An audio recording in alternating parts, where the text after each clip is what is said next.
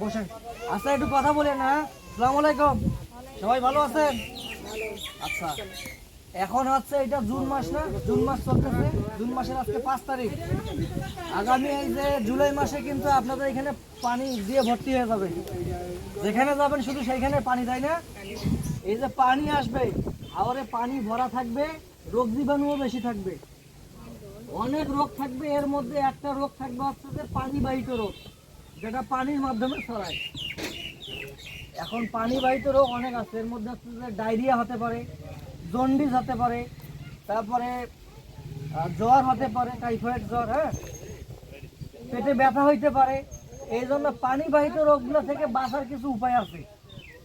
যেমন এই দেখেন, এইখানে আপনারা একটা ছবি দেখতে পাচ্ছেন সবাই, দেখেন এরকম টিউবওয়েল আছে না, রং করা টিউবওয়েল আছে, সবুজ রং করা, আর্সেনিক মুক্ত। এই টিউবওয়েলের পানি ছাড়া খাওয়া যাবে না। পরেরটা দেখেন, যদি টিউবওয়েলের পানি না থাকে তাহলে হাওরের পানি খাওয়া যাবে, ফুটে খাওয়া যাবে। হ্যাঁ, আর এই দেখেন সরাসরি পুকুরের পানি বা হাওরের পানি দিয়ে আপনারা কিন্তু রান্না বান্না করেন, ঠিক আছে, কিন্তু সরাসরি খাওয়া যাবে না। ভুলেও খাবেন না। বাচ্চাদেরকে ওই হাওরের পানি দিয়ে পরিষ্কার করাবেন না। যারা হাওরের পানিতে গোসল করেন, হাত মুখ ধোন, তাদের কিন্তু চর্মরোগ হয়, চুলকানি হয়। অনেকে বলেন না যে শরীরটা খাদ যায় কেন, এই যে এখান থেকে। হ্যাঁ, তারপর দেখেন এই যে অস্বাস্থ্যকর পায়খানা। হাওরের পানিতে যদি ছেলে মেয়েদের বাচ্চারা যদি পায়খানা করে বা আপনারা যদি পায়খানা করেন, এই পায়খানা কিন্তু পানির সাথে মিশে যায়। জীবাণু, পানি কি এক জায়গায় থাকে? সব জায়গায় যায় না। এই জীবাণু সব জায়গায় ছড়ায় যায়। ওই পানি আবার হাত মুখ ধুচ্ছেন, গোসল করতেছেন, বাচ্চাদের ব্যবহার করতেছেন না।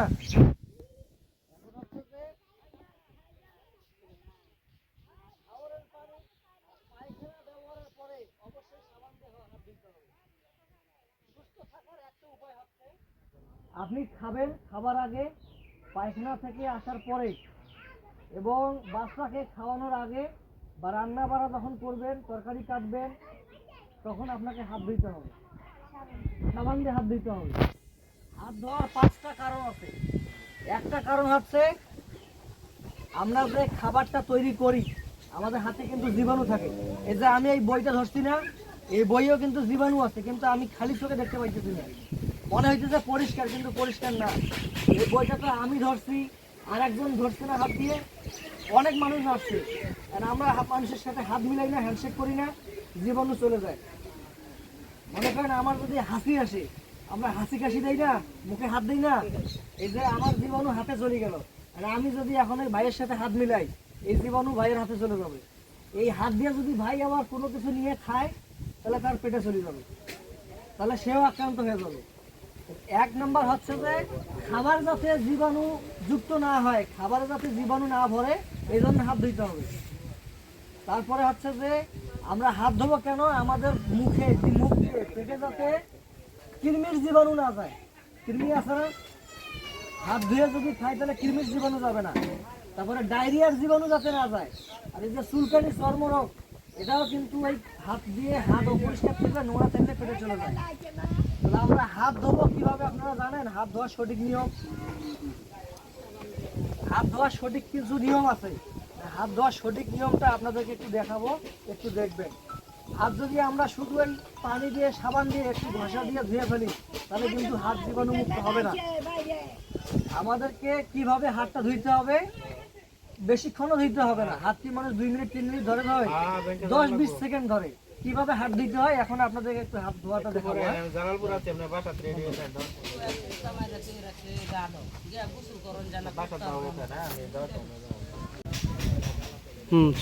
আচ্ছা দেখেন, আপনাদের একটা জিনিস দেখাই।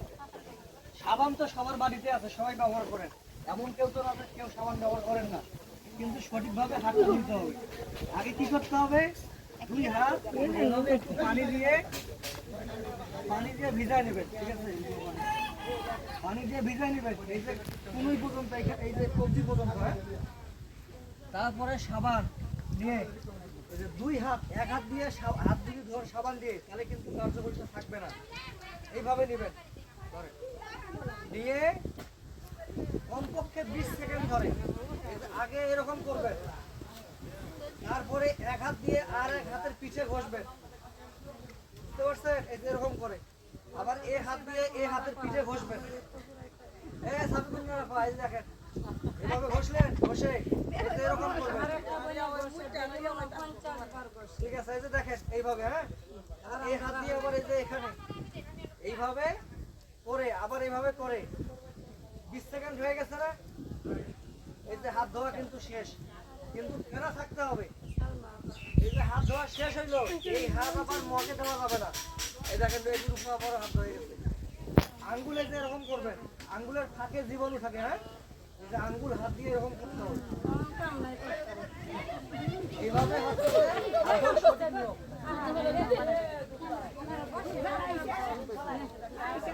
তারপরে রূপাপা হাত দেন, একজন হাত ধুবে আরেকজন হচ্ছে যে পানি দিয়ে দিবে।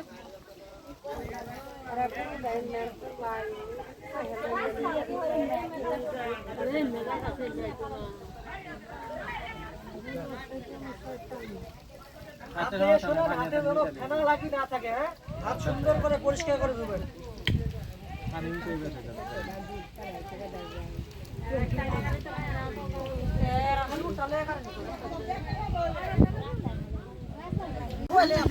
আমাদের অনুপা আপা এখন হাত ধোয়ার সঠিক নিয়মে হাত ধোবে, হ্যাঁ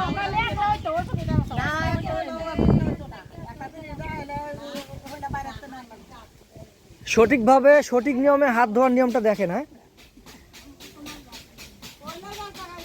রূপা আপা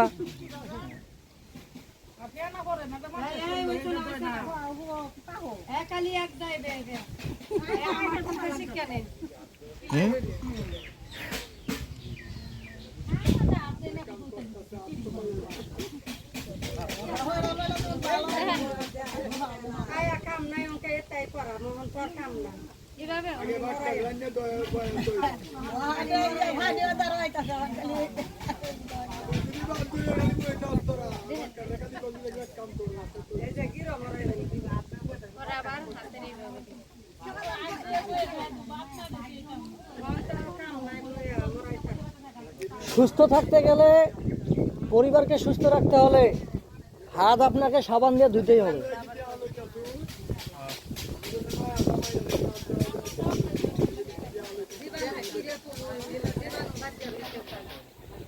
এভাবে হাত দিয়ে পরে ধুয়ে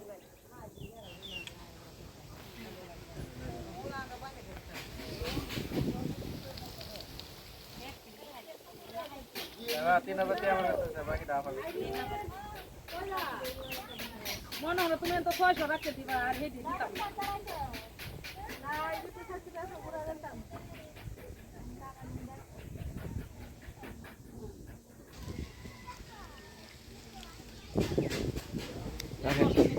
দেখেন এই যে আপনারা হাত ধুইছে না, দেখেন এনাদের হাত এখন পরিষ্কার হয়ে গেছে, কত সুন্দর।